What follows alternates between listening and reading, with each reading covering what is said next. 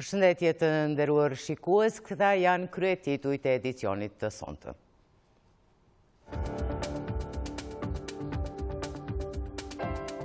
Presidenti tha që nuk e përjashton mundësinë që Lugina t'i bashkohet Kosovës për korrigjim të kufive, merr shembull Holandën e Belgjikën. Kryeministri Haradinaj i mbledh Këshillin e Sigurisë, u vlerësua se gjendja është e qetë dhe stabile. Vetëm gjatë 24 orëve të fundit janë raportuar 6 të vdekur duke kthyer rrugët e Kosovës në rrugë të përgjakshme.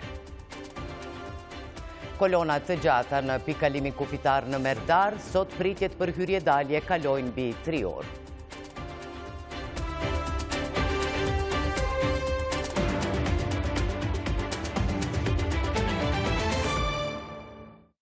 Presidenti Hashim tha që edhe njëherë ka hedhur poshtë mundësinë për ndarjen e Kosovës apo shkëmbimin e territoreve, por nuk e ka përjashtuar mundësinë që në korrigjimin e kufive Lugina e Preshevës t'i bashkohet Kosovës. Për korrigjim të kufive, presidenti mori si shembull Holandën dhe Belgjikën, të cilat e kanë ndarë kufirin në mënyrë paqësore.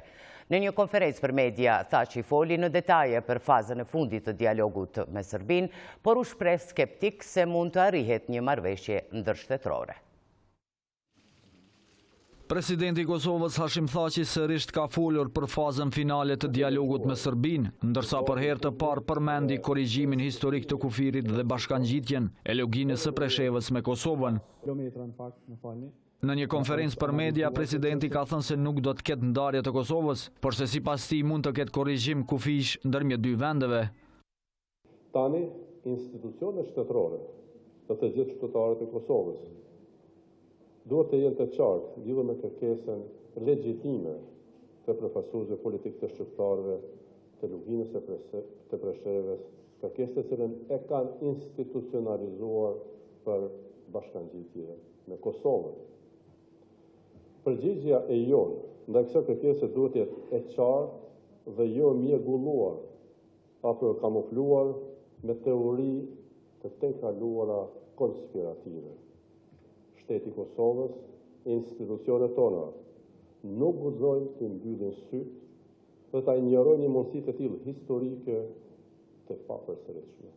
Sipas tij, kjo nuk nënkupton ndarje, por korrigjim të padrejtësive historike ndaj shqiptarëve të Luginës së Preshevës, duke marrë si shembull korrigjimin e kufirit ndërmjet Holandës dhe Belgjikës. Diçka e tillë është e mundshme. Mundësitë ka rejtë vogla se Serbia ka pak të gjasa që mund të pajtohet apo aktualisht ka një refuzim kategorik. Mirë po, unë jam zotuar se kërkesën legjitime dhe historike të shqiptarëve të Preshevës, Medvegjës dhe Bujanovcit ta prezantojnë në tavolinën e dialogut. Mund të imagjinoj reagimin e Beogradit, që do të jetë një reagim kryenesh, i rënd dhe kategorik refuzues. Presidenti i vendit ka vlerësuar si të domosdoshme arritjen e marrëveshjes për normalizim me Serbinë, por se një mundësi e tillë sipas Thaçit është e vogël. Duhet të bëjmë përpjekje maksimale që të shfrytëzojmë çdo mundësi apo gjitha mundësitë edhe më të vogla, këtë hapësirë të vogël, dhe ndoshta në fund të arrijmë një marrëveshje historike definitive në mënyrë paqësore nëpërmjet dialogut. Ai ka ftuar liderët e partive politike që të bënë bashkë për këtë fazë të rëndësishme për vendin dhe se largimi i Kosovës nga dialogu do ta identifikonte Kosovën si fajtore. Në një rast të tillë të veprimeve të pamatura, Bashkimi Evropian, si ndërmjetësues dhe udhëheqës i këtij procesi, por dhe Shtetet e Bashkuara të Amerikës dhe partnerët e tjerë ndërkombëtar, do të identifikonin Kosovën si të pastë dhe fajtore për ikjen nga dialogu dhe dështimin e arritjes së marrëveshjes eventuale përfundimtare për normalizim. Ndërkohë i pari e Republikës ka thënë se për tema të mëdha siç është dialogu me Serbinë duhet të vendoset përmes referendumit. Sipas tij, kuvendi ende nuk ka arritur ta fuqizojë zërin e qytetarëve përmes hartimit dhe miratimit të ligjit për referendumin. Kryeministri Ramush Haradinaj ka mbledhur sot Këshillin e Sigurisë të Kosovës për të diskutuar gjendjen e rendit dhe ligjit dhe sigurisë në vend. Haradinaj në një konferencë për media tha se ka kërkuar rritjen e gatishmërisë nga institucionet e vendit, në rast se çfarëdo prishje të rendit. Megjithatë, ai tha se gjendja është e qetë dhe stabile dhe se të gjithë duhet të ndihen të sigurt. Kryeministri mbledhi Këshillin e Sigurisë ku kërkoi rritjen e gatishmërisë së institucioneve të rendit dhe ligjit. Haradinaj qartësoi se rritja e shkallës së gatishmërisë nuk është urdhër për veprim. Kushdo që hyn në territorin e Kosovës, me qëllim qoftë shkaktimit të ndonjë incidenti, të prishjes rendit të ligjit, normal që do ta merr reagimin e institucioneve të rendit të ligjit. Këtu s'do të ketë dilema. Pra, por tash kine parasysh, rritja e shkallës gatishmërisë nuk është urdhër për veprim.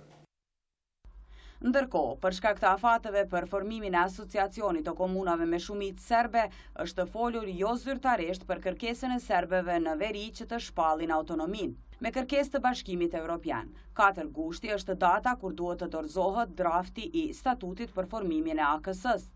Duke folur për këtë, Haradinaj tha se sa i përket asociacionit, Kosova është brenda obligimeve të veta. Kosova, si palë, është serioze, është mena obligimeve ndërkombëtare dhe vendore. Për këtë nuk ka askush drejt. Pra, kurkush nuk e ka drejten me ndërmarrë veprimet njanshme. Kurkush. Pse? Sepse asnjë thymbje, asnjë dalje nga obligimet nuk ka bërë Kosova. Kreu i ekzekutivit tha se Kosova e respekton kushtetutën dhe ligjet e vendit. Ai përsëriti se nëse dikush del jashtë marrëveshjes dhe ligjeve të Kosovës, atëherë ligji do të veprojë. Por është kryeministri Ramush Haradinaj ai që ka hedhë poshtë çdo mundësi të ndarjes, korrigjimit apo shkëmbimit të territoreve ndërmjet Kosovës dhe Serbisë. Sipas tij, nëse tentohet të ketë ravizim të kufive në Ballkan, kjo do të thotë luftë e re. Kryeministri tha se ndryshimi kufive i konvenon vetëm presidentit rus Vladimir Putin për të realizuar qëllimet e veta ekspansioniste. Haradinaj në një intervistë dhënë për emisionin Debat në RTK të Ridvan Berishës, ka folur edhe për asociacionin e komunave serbe, për të cilin tha se nuk guxon të veprohet njanshëm, sepse Kosova do të veprojë në mbrojtje të rendit kushtetues. Intervistën e plot mund ta ndiqni menjëherë pas edicionit të lajmeve. Ekziston një farë ta quaj ashtu taktike publike e prezantimit të temës. Një kohë gjatë Serbia i ka bërë presion Kosovës gjoja se veriu duhet të bashkohet Serbisë ose duhet ndodhë diçka me veriun. Me gjatë edhe presidenti e përdor këtë kundër taktikën e integron çështjen e preshevës në këtë debat publik. E vërtet është e thjesht, s'ka lëvizje të kufeve, as korrigjim, as shkëmbim territorësh, as ndarje të Kosovës. Cila do nga këto shkakton një luftë re në Ballkan, ata që merren me temat sigurisë din këtë, vetëm një njeri shko për shtati lëvizja me kufi, Vladimir Putinit. Nuk ka kurkush tjetër në botë që fiton nga lëvizja e kufive. Vetëm ai është interesuar, ai ka dëshirë me lëviz kufit, ose në Bosnjë, ose në këtë pjesë, për vetëm qëllim që ta fiton presedanin, me i ridizajnu kufit rreth Rusisë edhe Evropës juglindore, që shuhet atje. Është shumë gabim për gjithkund të Kosovës mu përfshin këtë debat, mu bo pjesë me ndihmu Vladimir Putinit me diskutime. Lutfi Aziri e kushdo tjetër që i flasin. Po nuk u bashku lugina Preshevës me Kosovën, ato të këtë transina në Ballkan. Ishte një deklarim i djeshëm në kryetarit të LDK-s. Lutfi Aziri, kemi një deklarim tjetër të zotit Abdullah Hoti, shef grupi parlamentar, këtë kundërt me ato që ato. Kemi një deklarim të zotit Beqiri. Kemi deklarim të krye akademikut të akademikut tjetër nëse e kanë me këthy mrapa presion, diskurs publik, nëse e kanë me këthy mrapa presion, nëse Serbia munohet me thonë që na i kemi do drejta në veri. Nëse janë këtë Kosovën ku janë shërë, bile në veri, Serbia. Këta për ja këthejnë mrapa me thonë, e na ta bojmë një shërë se lypim Preshevën. Në fund nuk ka ku gjobe i kësaj. Pra mund të jetë veç një taktik publike e debatit, e retorikës, ju siguroj kushdo që lunë me kufi, ose ka ja bën një herë Vladimir Putinit. Ndërkohë, përfaqësuesja e lartë e Bashkimit Evropian dhe ndërmjetësuesja e dialogut Kosovë-Serbi, Federica Mogherini, ka kërkuar nga Prishtina dhe Beogradi që të mos ketë tensione në Kosovë. Në kohën kur të dyja palët janë plotësisht angazhuara së bashku me përfaqësuesin e lartë të BE-s në përcaktimin e një marrëveshje ligjërisht detyruese për normalizimin e plot, BE-ja pret të mos ketë tensione në terren, të cilat do të rrezikonin objektivin e përbashkët të normalizimit të marrëdhënieve, thuhet në përgjigjen nga zyra e përfaqësueses së lartë të BE-s Mogherini. E për situatën në Kosovë kanë reaguar edhe Shtetet e Bashkuara, të cilat thonë se zgjidhja e mosmarrëveshjeve mes Kosovës dhe Serbisë duhet të vijë nga vetë palët edhe të jetë në duart e tyre. Departamenti Amerikan i Shtetit thekson se SBA-ja është e gatshme t'i dëgjojë dhe t'i ndihmojë palët në gjetjen e një zgjidhjeje të përbashkët. Normalizimi plot i marrëdhënieve midis Serbisë dhe Kosovës është thelbësor për qëndrueshmërinë rajonale. Normalizimi po ashtu do t'ju hapte rrugë të qartë të dyja vendeve drejt antarësimit eventual në Bashkimin Evropian. Shtetet e Bashkuara mbështesin fuqishëm dialogun e lehtësuar nga BE-ja mes Beogradit dhe Prishtinës. Tani është koha që palët të jenë kreative dhe fleksibile, thuhet në deklaratën e Departamentit Amerikan të Shtetit. E shefi grupit parlamentar të LDK-s, Abdullah Hoti, tha se pamarrjen e mandatit nga Kuvendi i Kosovës askush nuk mund të arrijë kurfar marrëveshje finale me Serbinë. Në një intervistë për RTK-n, Hoti bëri thirrje presidentit Thaçi të qëndrojë brenda kompetencave të tij kushtetuese. Sipas Hotit, situata aktuale politike mund të tejkalohet vetëm me zgjedhje të reja dhe se LDK është gati të marrë përgjegjësinë për dialogun me Serbinë, qoftë edhe për ta udhëhequr atë. Ndjekim në vazhdim një pjesë të intervistës me Abdullah Hotin, të cilin e ka realizuar kolegu Arton Mulliqi, ndërsa të plot do të mund të ndiqni në orën 20:40 minuta. Nuk ka gjendje të jashtëzakonshme në Kosovë, nuk ka gjendje lufte. Ne duhet ulemi të punojmë 3 muaj, 6 muaj, 1 vjet, 2 vjet, me gjitha forcat politike në vend, të arrijmë konsenzusin për marrëveshjen përfundimtare me Serbinë. Marrëveshja përfundimtare me Serbinë nuk është marrëveshje asafatgjate, nuk është marrëveshje jetësore. Ne dëshirojmë të normalizojmë për jetë marrëdhëniet me fqinin tonë në veri. Kemi plot të lashe në komunikim dhe në bashkëprimet, por dëshirojmë të normalizojmë marrëdhëniet. Këto marrëdhënie nuk normalizohen për 3 muaj. Dhe nuk normalizohen pse presidenti Thaçi është i padurueshëm për të marrë përsipër procesin e dialogut pa e mandatu askush. Duhet proces i ri i legjitimimit të forcave politike. Duhen zgjedhje të reja për të nxjerrë një qeveri stabile që ka shumicë parlamentare. Ndërkohë që po flasim, janë 42 deputet shqiptarë në qeveri dhe janë 58 me opozitë. Pra nuk ka shumicë të nevojshme shqiptare për këto procese kaq të rëndësishme përpara. Ne si forcë kryesore politike në vend jemi të gatshëm të marrim përgjegjësinë që na takon.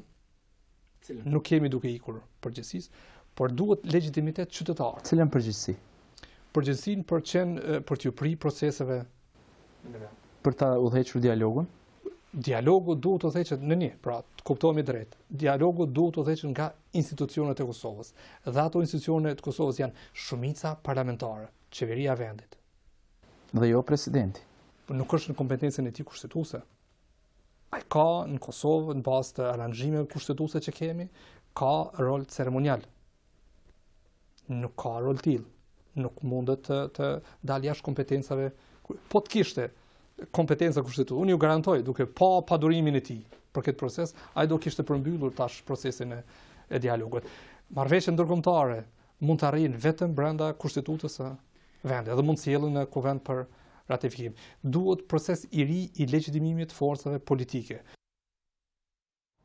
Çështja e luginës së Preshevës mbetet temë debati edhe nga analistët politik në Kosovë. Sipas tyre, në fazën finale të dialogut me Serbinë duhet të vihet në debat edhe çështja e 3 komunave shqiptare të administruara nga Serbia. Por analistët kundërshtojnë mundësinë e ndrimit të territoreve apo ndarjes së vendit. Negociatat mes Kosovës dhe Serbisë, përkatësisht faza e fundit e dialogut, do të jetë një ndër sfidat më të mëdha të Kosovës, andaj edhe institucionet e Kosovës që do të merren me këtë proces duhet të kenë shumë kujdes rreth temave që do të shtrohen në tavolinë për bisedime. Kështu vlerësojnë analistët në Kosovë. Kërkesa e shqiptarëve të luginës së Preshevës për t'ju bashkuar Kosovës dhe mundësia e ndarjes, sipas analistit Naim Rashiti, do të jenë tema të cilat mund të diskutohen. Është vështirë të mendohet për një shkëmbim territorial të lehtë, një logjike. Është vështirë të mendohet për një marrëveshje e cila shpejt e rregullon statusin e veriut brenda Kosovës, asociacion me kompetenca ekzekutive apo autonomi. Gjitha këto janë të tema në tavolinë dhe të cilat duhet të diskutohen seriozisht nga struktura përgjegjëse për të cilat fund kanë marrë vendim për këtë vend.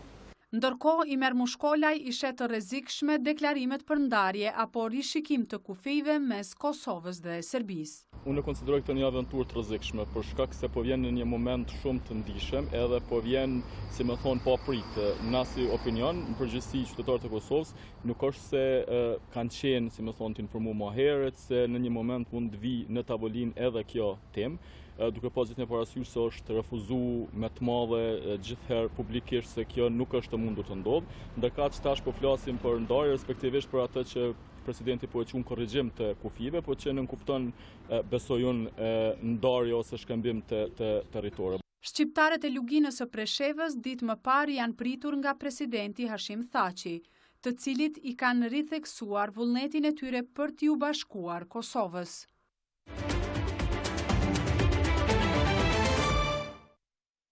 Presidenti Hashim Thaçi dhe kryeministri Ramush Haradinaj i kanë marrë vendim për shkarkimin e Latif Merovcit nga pozita e zëvendësdrejtorit të Agjencisë së Kosovës për Inteligjencë. Sipas një dokumenti të publikuar në media, Latif Merovci obligohet që të bëjë dorëzimin e të gjitha mjeteve dhe materialeve me cilat ka qenë ngarkuar tek drejtori i AKI-s. Gjithashtu thuhet se Merovci obligohet që të ruajë të gjitha informacionet që ka marrë gjatë ushtrimit të detyrës.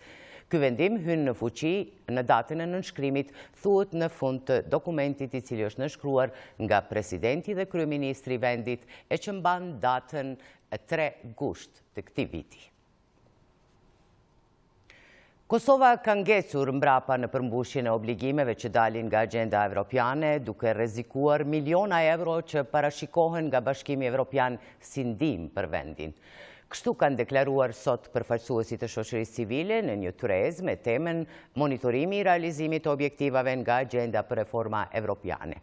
Agenda Evropiane për vitin 2018 përfshin 29 masa të përgjithshme të cilat zbërthehen në 107 veprime konkrete, prej të cilave vetëm 42.9% janë përmbushur plotësisht. Kosova rrezikon të humbas miliona euro nga Bashkimi Evropian për shkak të ngecjes në realizimin e agendës për reformë evropiane ERA dhe obligimeve që dalin nga marrëveshja e stabilizim asociimit. Ky konstatim doli nga monitorimi i Institutit GAP, grupi për studime politike dhe PIPS. Sipas rezultatit të këtij monitorimi, Kosova nuk ka arritur të përmbushë të gjitha kriteret e agendës për reforma evropiane, të cilat ishte dashur të plotësohen në vitin 2017. Po e di që dhe Ministria Hoxha e cejtë vazhdimisht që me një shtator janë disa fonde për cilat qeveria do në apliku për projekte të caktuara, cilat saktësisht nuk e di cilat janë dhe janë ndoshta rreth pothuajse 80 milion që do të mund të humbin po sumiratuan disa ligje. Për vitin 2018, në shtyllën e parë janë paraparë të realizohen gjithsej 11 masa, me gjithsej 36 veprime të identifikuara, të cilat janë kategorizuar në 3 grupe: sundimi i ligjit, reforma zgjedhore dhe reforma administratës publike. Për gjatë vitit 2018, të shtyllës së tretë janë identifikuar gjithsej 6 masa dhe 27 veprime. 6 prej tyre janë plotësisht të plotësuara, 10 nga ato janë pjesërisht të plotësuara, 6 mbesin të paplotësuara dhe në fund 5 janë realizime sikle. Sipas OJQ-ve që kanë monitoruar planin e zbatimit të agendës ERA, ky plan për vitin 2018 përfshin 29 masa të përgjithshme, të cilat zbërthehen në 107 veprime konkrete, e prej të cilave për këtë periudhë vetëm 42.99% janë përmbushur plotësisht. Një grupi i shoqërisë civile ka dorëzuar për herë të 6 në Prokurorinë Speciale të Kosovës 82 kallëzime penale që lidhen me krime të luftës në Kosovë. Këto dëshmi përfshin emrat e 500 qytetarëve serb që dyshohet se janë përfshirë në krime ndaj civilëve shqiptar. Kallëzimet janë të ilustruara edhe me fotografi dhe dëshmi të tjera që dëshmojnë se të apostrofuarit kanë kryer krime në rajonin e Gjakovës. Ndjekim kronikën. Dëshmi të reja për krime lufte në Kosovë janë dorëzuar të premte në Prokurorinë Speciale. Grupi shoqërisë civile për grumbullimin e dëshmive për krime të luftës ka dorëzuar 82 kallëzime penale për herë të 6, edhe pse asnjë dëshmitar nuk është ftuar asnjëherë në prokurori sipas tyre. Kryetarja e këtij grupi Mevlüt Demezini Saraçi bashkë me Shkëndije Hodën dorëzuan dëshmi të reja në Departamentin për krime të luftës, e sipas tyre dokumentacioni është plot me dëshmi që vërtetojnë krimet e luftës nga serbët kundër popullatës së Gjakovës. Këto kallëzime penale janë të përmbushura me dëshmi, me fotografi, me fakte, me deklarata, me nënshkrime dhe dokumente përcjellëse. Është fat i keq që Kosova ka arritur gati në përfundimin e dekadës së dytë dhe pa u dënuar asnjë kriminal. Sipas saj, në këto dokumentacione ka dëshmi edhe për persona që tash mbajnë pozita të larta. Jo vetëm që shërtisin të lirë në Kosovë, por edhe ushtrojnë poste të Serbisë në veriun e Kosovës dhe në pjesë të tjera të banuara me Serbë. Antarja e këtij grupi Shkëndije Hoda tha se qeveria duhet të implikohet më shumë në këtë çështje. Ndoshta kanë pas pengesa nga instanca të huaja. Tash i ka ardhur koha që ne të punojmë ndërsa qeveria të na ndihmojë neve. Përfaqësuesit e grupit të shoqërisë civile për grumbullimin e dëshmive për krime lufte kanë kërkuar të takohen me prokurorën që është për çështjen e krimeve të rënda, por ky takim nuk është realizuar pasi siç kanë thënë në këtë departament, ajo është në pushim vjetor.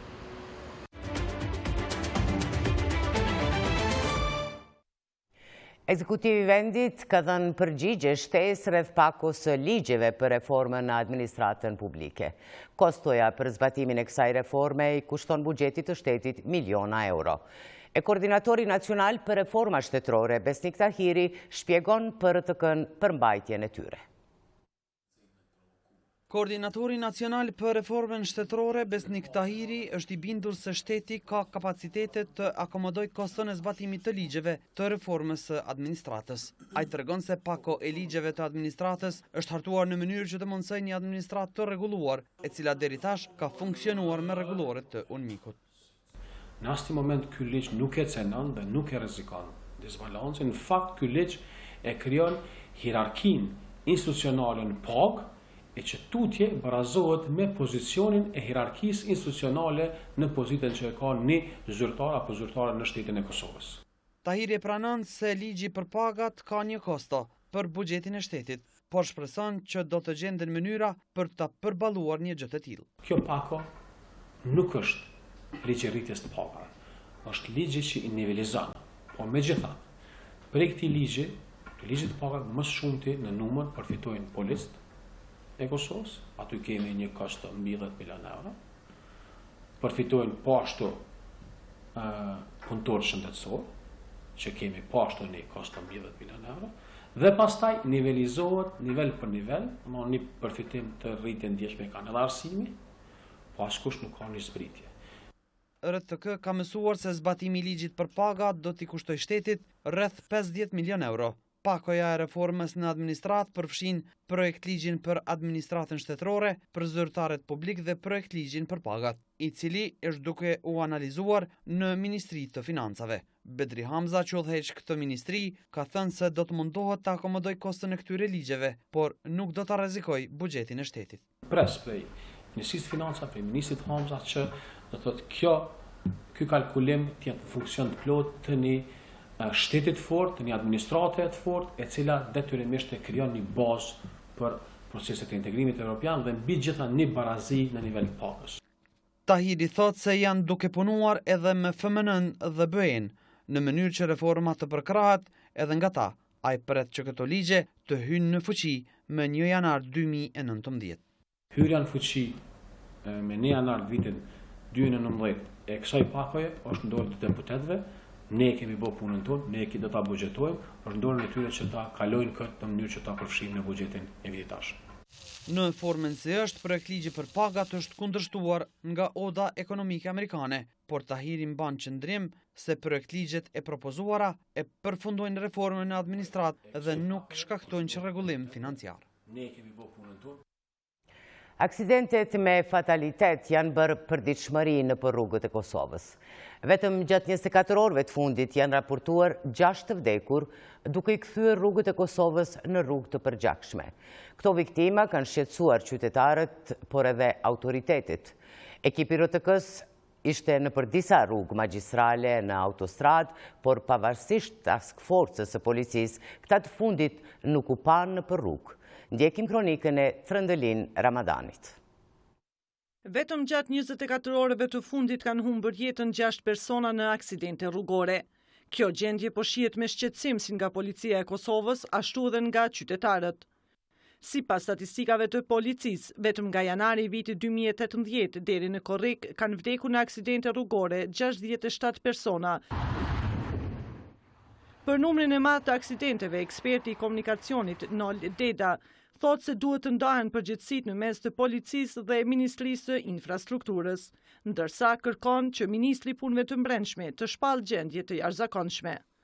Rrugë më të rrezikshme janë rrugët regionale dhe rrugët nacionale. Këto dyja janë aty ku janë të ndodhur dhe fatalitetet.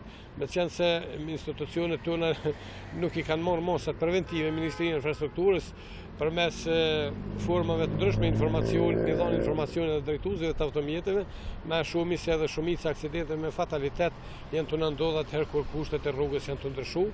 Policia e Kosovës përmes postës elektronike ka bërë të ditur se janë duke zbatuar planin operativ për këta 2 muaj ku qarkullimi i automjeteve është shumë më i madh. Pavarësisht këtyre masave dhe rritjes së gjobave, qytetarët shpeshherë janë ankuar se në rrugët e vendit po mungojnë njësitë e policisë së trafikut rrugor. Ekipi RTK-s sot ka dalë në disa rrugë për të parë gjendje në terren.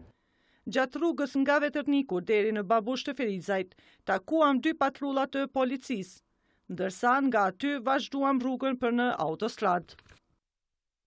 Nga hyrja në autostrad në fshatin Babush të komunës së Ferizajt e deri këtu ku gjendemi tani në dalje për Shtime dhe Lipjan, nuk takuam asnjë njësi të policisë rrugore në autostrad. RTK vazhdoi rrugën në autostrad deri në Bresje, ku as deri aty nuk kishte njësi të policisë rrugore, edhe pse gjatë gjithë kohës lëvizjet e makinave ishin me shpejtësi të tejkaluar. E nga Bresja deri në Lupç të Podujevës përsëri nuk kishte askund polic që do të kujdeseshin për tejkalim të shpejtësisë. E derisa po ktheheshim në Prishtinë, një njësi e policisë ishe në Bardhosh e në hyrje të kodës së trimave hasëm në një aksident që fatmirësisht nuk kishte të lënduar rënd vetëm me dëme materiale.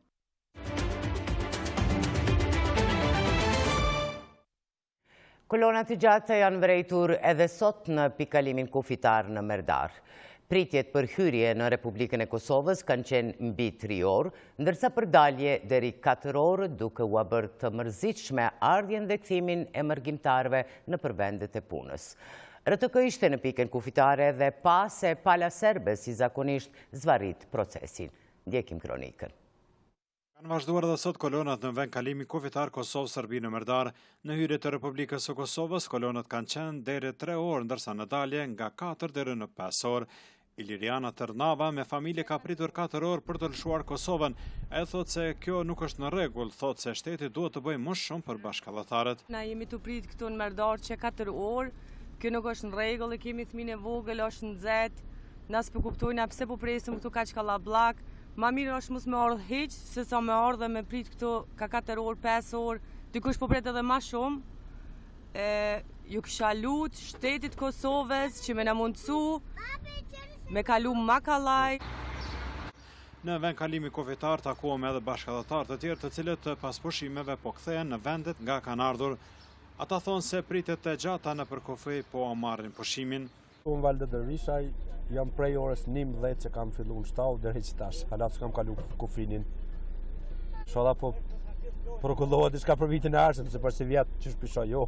Unë jam me Sat Kryezio, prej Malisheve për Zvicë, jem të prit prej ora 10-30. Çdo herë që shtu. Këtu në qëtë kufit, çdo herë kem njëjtin problem. Edhe ka të vim, edhe ka shkuj. Këta thonë serb s'punojnë, serb thonë shqiptar s'punojnë. Afrim Haliti, jena prej orës 19, ora gati që janë gati 15, 10 minuta do më honë gati 4 orë në Gufi. Kolona me bashkëdhëtar sot kishte edhe në hyrje të Republikës së Kosovës. 4 orë jem të pritur, me fëmijë me krejt, kolona. Edhe 5 orë kom pritur në Kroaci për me i në Serbi, shto, si gjithë në shqiptar. Të vojtë, shto. Që një orë e gjys, fëmija të qaj që një orë e gjys është, e kërkush si intervenon sena, si mos me ndodhë për gjohet. Kjo është katastrofë për 2 shtetet. Gjatë qëndrimit tonë në këtë vend kalim kufitar ishin dëshmitar të neglizhencës së autoriteteve të Serbisë, të cilat përveç që punonin me kapacitete të reduktuara, autoritetet serbe nuk bashkëpunonin me ato kosovare. Zëdhënësi i Policisë së Kosovës Daud Hoxha tha RTK-s përmes postës elektronike se Policia e Kosovës ka planin e veçantë për menaxhimin e fluksit gjatë sezonit në kufit e saj, ka shtimin e resurseve në pikat e kalimit të kufirit si dhe të pajisjeve. Në të gjitha pikat e kalimit të kufirit ka resurse të mjaftueshme që mundsojnë një kontroll efikas, të shpejtë dhe të sigurt. Por sipas Hoxhës, menaxhimi i kontrollit kufitar është një proces i cili kërkon një bashkëpunim dhe bashkërendim të gjitha agjensive të përfshira në kontrollin kufitar. Në kryeqytet së shpejti do të ndërtohet edhe një qerdhe e re, cila do të ketë kapacitet të madh për akomodimin e fëmijëve. Kështu ka bërë të ditur kryetari i komunës së Prishtinës Shpend Ahmeti gjatë një konferencë për media, me që rast ka prezantuar edhe këto 2 projekte të reja infrastrukturore. Qerdhja Yllka do të ndërtohet në lagjen Vellusha. Së shpejti do të ndërtohet objekti i ri i qerdhes Yllkat në Prishtinë, e cila u rënua për shkak të jo stabilitetit dhe rrezikut. Kjo qerdhe do të ketë kapacitet më të madh dhe një park lodrash modern. Kështu ka bërë të ditur kryetari i komunës së Prishtinës Shpend Ahmeti gjatë prezantimit të këtij projekti me kosto prej 700.000 eurosh në lagjen Vellusha. Kam përfundu procedurat e prokurimit, është nënshkruar kontrata dhe besoj që brenda këtyre ditëve ne do ta bëjmë me Ministrinë e Arsimit një program të fillimit të punimeve. Dhe pastaj, nëse kemi më të mirë, besoj që do të përfundohet në afat rekord, edhe Ministria edhe kompania është e njoftuar për nevojën e përfundimit sa më të shpejt të kësaj qerdhe. Ahmeti njoftoi se lagjes Vellusha në kryeqytet do t'i shtohet edhe një fushë e re sportive. Do të ndërtojmë edhe një fushë sportive të vogël, duke marrë parasysh se hapësirat janë të pakta këtu. Megjithatë, pas kërkesës së banorëve, ne shumë shpejt do të fillojmë tash ndërtimin e një fushë të sportit në mes të banesave, një fushë të vogël, po e them edhe një herë që do të përdoret nga banorët e lagjes. Kryetari Shpend Ahmeti po ashtu bëri të ditur se nga vjeshta do të fillojnë edhe projektin Prishtina Parking, ku sipas tij përparësi do të kenë banorët e lagjes.